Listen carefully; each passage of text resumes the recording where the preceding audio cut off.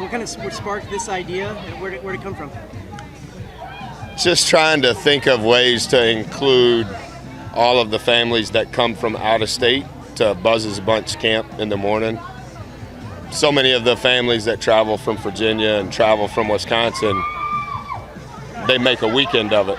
And so Corey and I were trying to think of a way to, instead of meeting each family individually, hey, just how can we all go to one place and how can we include our players and make it fun? And so I thought this turned out a little better than I thought. Our players were a lot better players than I thought they would be. But they had fun, and we appreciate the people that came. So I don't know if it's something that we'll keep doing, but it was a good first try for sure. Is there one player that you were a little nervous, more nervous than I couldn't believe Solo was as good as he was. Obviously, great athlete, but sometimes his hand-eye coordination in pickleball and some of the other things that we do as a team, it doesn't always translate. I could not believe he was as good as he was. I knew Jace would be good. I knew Henry would be good. I knew Four would be fast. Boost just has such great baha. He can kind of do anything with the ball, any ball. But Solo was the one that surprised me.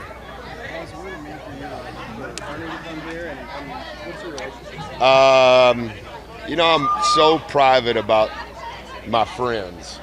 I try not to post pictures and allow some of the blessings that I've been a part of to make it seem egotistical. And so Ernie and I have been friends for a long time. He and his wife have adopted multiple special needs children from many different countries. And their youngest son was Michael. And Michael and I were really good friends, and Michael's birthday was yesterday.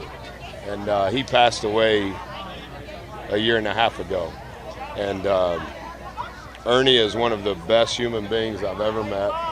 And obviously I've got to know him through Chuck and Jet and when I've done TNT. And I don't know, we just kind of have built a really good relationship. And I thought it was really cool. Luke made his jersey with his dad's number because his dad was such a good player for the Braves. What's up? It's so good to see you. Into the microphone. So good to see you. Can I do the microphone? Thank you. National anthem time. How are you? I want national anthem time. Good to see you.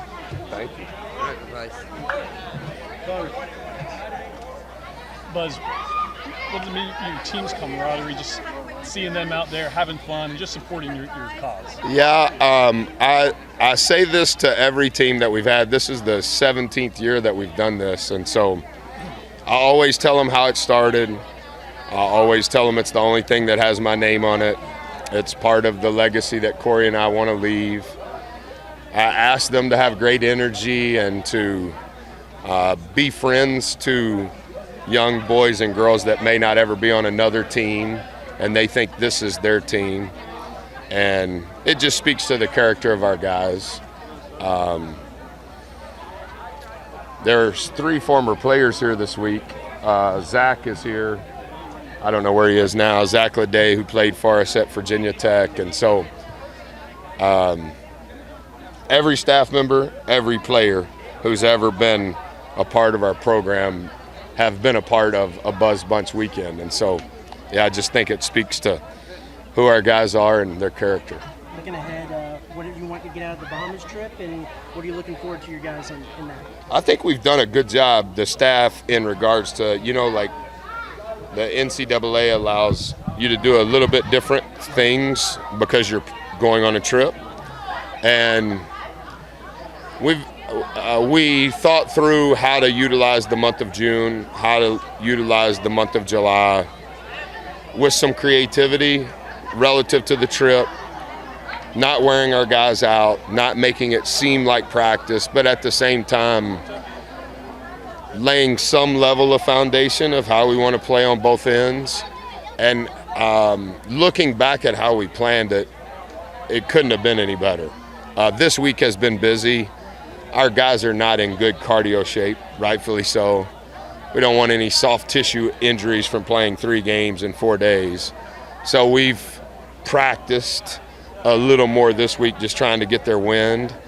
And we play FIBA rules. They've never played FIBA rules. And so we brought in officials this morning and played a half with FIBA rules just to kind of get used to it. We've kind of broken up the categories of, we don't want to teach them everything. We don't have time to teach them everything. So what can we teach them that when we get back to work that we can build from? And so obviously having a lot of returning players helps because they can teach Jace, they can teach Eli. That's been good. So I think we've balanced all of the things, not trying to overcoach, not trying to overteach, but still having some level of structure. I think it's been good. How great of an opportunity do you think it's going to be for you guys to bond with their child? Yeah, we part of our restructure this summer has been every other Tuesday we have a Get Better 101. That's the class that I teach about life every summer. And then every other Wednesday we've done a team activity. And so that's kind of broken up the weeks. We work on Monday, Tuesday, Thursday, Friday. Every other Wednesday we go play paintball, we go play pickleball, we do something fun. And then every other Tuesday we try to do something specific to life.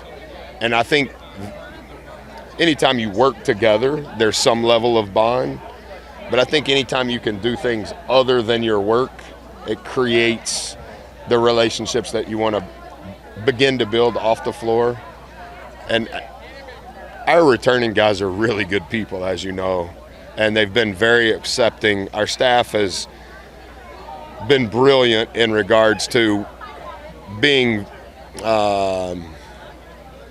very, very thorough in making sure that who we recruit, that their character and their beliefs and their values of their parents and those around them fit kind of how we operate. And Jason, Eli have, Bryce as well. Bryce had surgery, so Bryce hasn't been able to work, but they've fit in very, very well. Coach, what was it like to see Dexter get that chance with the Mavericks coming up? Seems like he's on the same path Q was. Maybe just give him a chance and see what can happen. Yeah, it's interesting how all of that has taken place.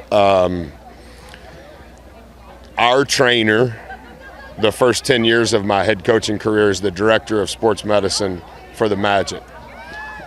John Hammond, who has been the GM of the Magic the last 12 years, was the GM of the Milwaukee Bucks when I was the coach at Marquette. So some of that is what led to Dex with the Magic. And then obviously I know some of the important people with the Mavericks. The NBA rules have changed a little bit. Their ability financially with G League guys, the number of Exhibit 10 contracts they have. So there's a little bit more recruiting going on in those positions than has ever happened in the NBA. And over the last couple of weeks, that's what's happened with Dex. He should be there today, and he's going to be there for 5 weeks training with their coaches, their staff, in preparation for training camp and all of the things. So, like, the stability of that chance for him going into that opportunity as an undrafted free agent rookie, you couldn't ask for more. And I do think that there's a high likelihood it'll be similar to Q. Hey, if it's a fair opportunity, I'll figure out a way to impact winning.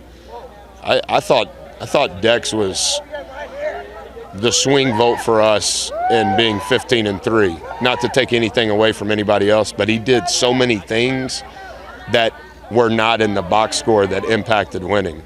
And I'm cheering for him, but I also think he earns everything that comes his way, and if it's a fair opportunity, he's going to have a really good shot. Cover it. Good to go. Thank you, guys. Good to see you, man. Appreciate it.